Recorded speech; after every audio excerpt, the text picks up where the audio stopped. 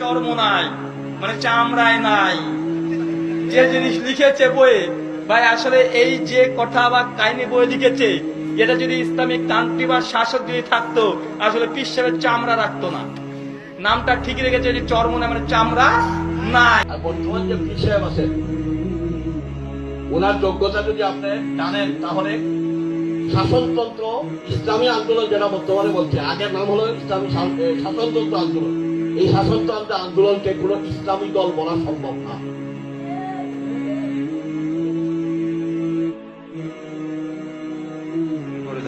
আমাদেরকে গালি দেওয়া হচ্ছে, আমরা গালির জবাব গালি দিয়ে দেই না, কেউ বলতে পারবে না। এমন কথাও বলা হচ্ছে জামাত ইসলামী কোন ইসলামী দল নয়, সে কথাও তিনি প্রশ্ন করেছেন যে একজন পীর সাহেব বলেছেন জামাত ইসলামী দল, তা যদি তারা প্রমাণ করতে পারে তাহলে আমি তওবা করে তাদের দলে যোগ দেব।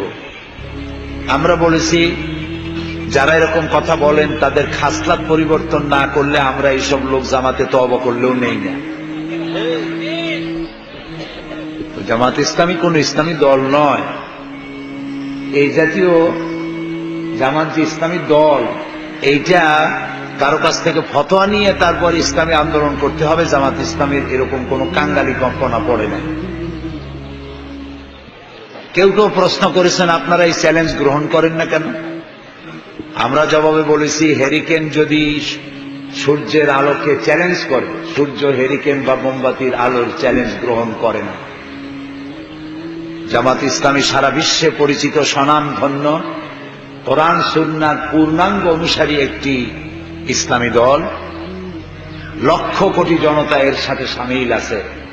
সুতরাং জান্নাতের চাবি কোনো পীরের হাতে নয়, তথাকথিত কোনো মুফতির হাতে নয়, জান্নাতের চাবি আল্লাহর কাছে। সেই চাবি পাওয়ার লক্ষ্যেই এদেশের লক্ষ কোটি জনতা জামাত ইসলামীতে সামিল হয়েছে এবং কাজ করে যাচ্ছে। বাংলাদেশে কত ভণ্ড পীর যাদেরকে আমরা হক্কানি মনে করি, এই ভণ্ড পীরেরা তাদের মুরিদদেরকে জানাচ্ছে কোনো চিন্তা নেই, কিয়ামতের দিন আমার দাদা জান, আমার বাবা জান জাহাজ নিয়ে বের হবে। এর চাইতে বড় মিথ্যা কথা, ধোঁকাবাজি, প্রতারণার বাংলাদেশে কে করছে বলেন? সব চাইতে বড় প্রতারক, মিথ্যাবাদী এখন এই পীর। কিয়ামতের ময়দানে যখন বড় বড় জাহাজ, রশিদ আহমদ গঙ্গি রহমাতুল্লাহ আলাইহি, আল্লাহ হাজী ইমদাদুল্লাহ মুহাজির মক্কি রহমাতুল্লাহ আলাইহি, সৈয়দ ইসহাক সাহেব রহমাতুল্লাহ আলাইহি, উজানির কারি ইব্রাহিম সাহেব রহমাতুল্লাহ আলাইহি, বাবারে আল্লাহু আকবার, আল্লাহু আকবার, আল্লাহ, সৈয়দ ফজলুল করিম রহমাতুল্লাহ আলাইহি যখন কিয়ামতের ময়দানে বড় বড় জাহাজ দিয়ে রওনা করবে, এই জামাত যেখানে যেখানে লাগবে ওখানে ইসলাম ধ্বংস হয়ে যাবে। জামাত লাগছে আলিয়া মাদ্রাসার মধ্যে, আলিয়া জামাত লাগছে ইত্তেহাদুল উম্মার মধ্যে, ইত্তেহাদুল উম্মাহ, জামাত লাগছে বিএনপির মধ্যে, বিএনপি। এই জামাতের প্রয়োজন যেখানে লাগবে সেটা ধ্বংস হয়ে যাবে। বলবো যে উস্তাদদের সাথে বেয়াদবি করে করে করে করে আজকে ইসলামী শাসনতন্ত্র আন্দোলন,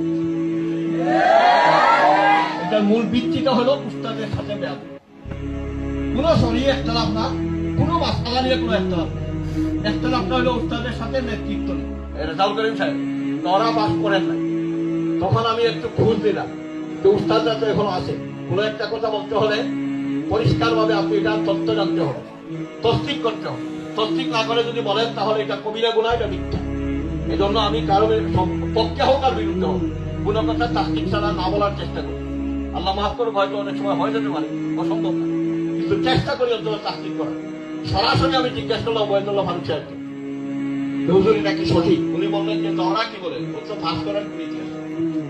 বইটা তারা লিখেছে, তারা বিক্রি করছে, আবার বইয়ের পরিষ্কার ভাবে চরমনায় পীর সাহেব লিখে দিয়েছে, বেদে মারিফতের 94 নম্বর পৃষ্ঠাতে লিখেছে যে বাবারা আমি 27 খানা বই রচনা করিয়া গেলাম, এই 27 খানা বই যারা পড়িবে এবং আমল করিয়া তোমরা জান্নাতের রাস্তা লইয়া লও।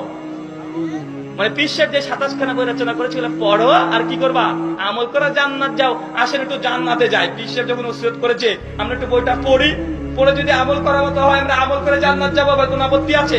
কোন আপত্তি নেই। আসেন পীর সাহেবের কিছু আমরা নসিহত শুনি, যে আপনাদের হাত টানে পীর, যেমন তেমন পীর নয়, এ দেওয়ান মাগি ভণ্ড নয়, রাজার মাগি ভণ্ড নয়, এ সরসিনা ফুলতুলি মাছ ভান্ডারি এরা নয়, এটা চর্ম নাই, মানে চামড়ায় নাই। যে জিনিস লিখেছে বইয়ে, ভাই আসলে এই যে কথা বা কাহিনী বই লিখেছে, এটা যদি ইসলামিক কান্ট্রি বা শাসক যদি থাকতো, আসলে পীর সাহেবের চামড়া রাখতো না। কি লিখছে দেখেন, পীর সাহেব কেবলা যখন যে আদেশ করিবে তাহাতে কোন প্রকার কিলোকাল, কিলোকাল মানে আপত্তি, কিলোকাল না করিয়া অর্থাৎ নিরাপত্তিতে তাহা করিতে তাকিবেন, থাকিবেন কে তাকিবেন। হাফেজ রাহিমাহুল্লাহ বলেছেন, কামেল পীরের আদেশ পাইলে নাপাক শারাব দ্বারাও জায়নামাজ রঙিল করিয়া তাহাতে নামাজ পড়ো।